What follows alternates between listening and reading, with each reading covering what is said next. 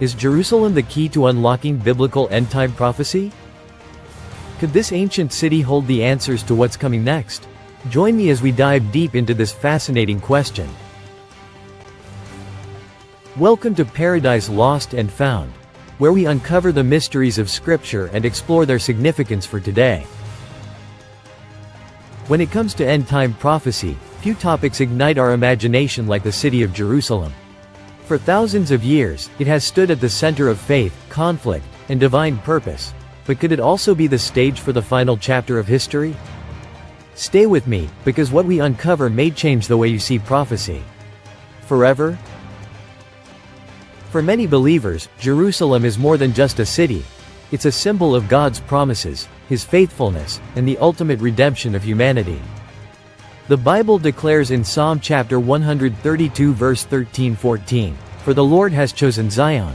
He has desired it for His dwelling place. This is my resting place forever." But what does Scripture really say about Jerusalem's role in the end times? Some of us may be familiar with the prophecies surrounding Jerusalem's restoration, the return of the Messiah, and the ultimate triumph of good over evil. Yet, as we explore the Scriptures, it's clear that Jerusalem's significance goes far beyond a single event or prophecy. It's a city woven into the very fabric of God's redemptive story. Jerusalem's importance is deeply intertwined with God's plans for humanity, and it's precisely this complexity that makes it so fascinating. In this video, we're going to tackle the critical question: is Jerusalem next in biblical end-time prophecy? We'll delve into the central issues, the differing interpretations, and the implications for our current geopolitical tensions. But before we do, I want to emphasize that understanding Jerusalem's role in end-time prophecy is crucial for believers today, not just for its prophetic significance but also for its relevance to our daily lives. Jesus himself said in Luke chapter 21 verse 28, "When these things begin to take place, stand up and lift up your heads, because your redemption is drawing near."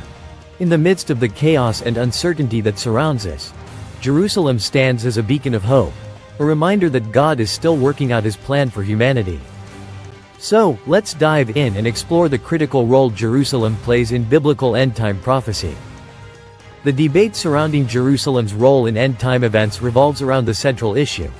What exactly does the Bible mean when it speaks of Jerusalem's restoration, the rebuilding of the temple, and the return of the Messiah? Are these events sequential? Or are they concurrent? Some scholars believe that Jerusalem's restoration is a precursor to the return of the Messiah, pointing to Zechariah chapter 14 verse 4, where it says, "On that day His feet shall stand on the Mount of Olives, east of Jerusalem." Others discuss, debate and argue that it's a separate event altogether.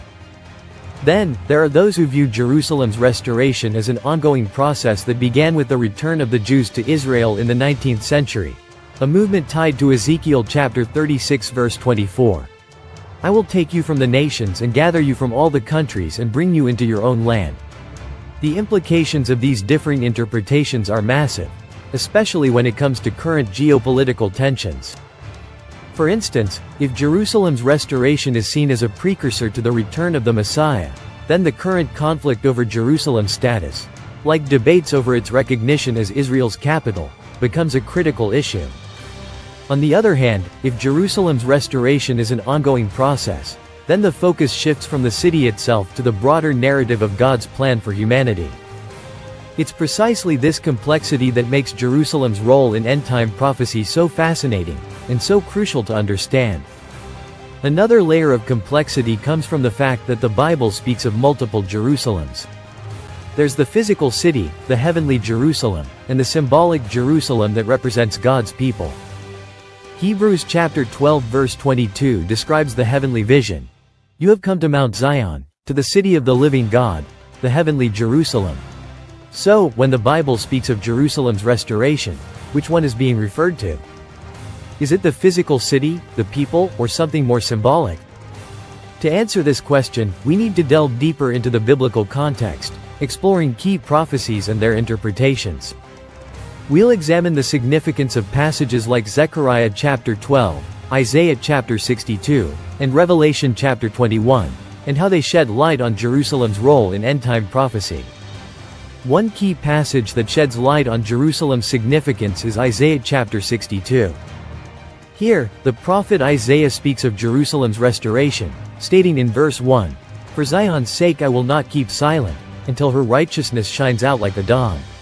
Verse 7 adds, "Give him no rest until he establishes Jerusalem and makes it a praise in the earth." But what does this mean, exactly? Is Isaiah referring to the physical city or something more symbolic? To understand Isaiah's vision, we need to consider the historical context in which he wrote. At the time, Jerusalem was in ruins, and the Jews were exiled in Babylon. Isaiah's prophecy, then, was a promise of restoration, of God's faithfulness to his people despite their failures. But it was also a promise of more than just physical restoration. It was a promise of spiritual renewal, a theme echoed in the New Covenant of Jeremiah chapter 31 verse 33. Fast forward to the New Testament, and we see Jesus weeping over Jerusalem, lamenting in Luke chapter 19 verse 41-42, "If you, even you, had only known on this day what would bring you peace, but now it is hidden from your eyes." Here, Jesus is identifying with Isaiah's vision, seeing Jerusalem as a symbol of God's people and his plan for humanity. In the book of Revelation, we see another vision of Jerusalem, this time, as the heavenly city, the new Jerusalem that descends from heaven. Revelation chapter 21 verse 2 says, "I saw the holy city, New Jerusalem, coming down out of heaven from God, prepared as a bride adorned for her husband." Here, the city is no longer just a physical location but a symbol of God's triumph, his ultimate victory over evil. It refers to the ultimate dwelling place of God's people, a place of purity and holiness, distinct from the earthly Jerusalem and the fallen world. So, what does this mean for our understanding of Jerusalem's role in end-time prophecy? For one, it highlights the complexity of Jerusalem's significance, the multiple layers of meaning that surround this city. It also emphasizes the importance of understanding Jerusalem's significance not just in terms of physical events but also in terms of spiritual renewal and God's ultimate plan for humanity. As we explore the historical and biblical context of Jerusalem, we see that current events may also be related to these prophecies.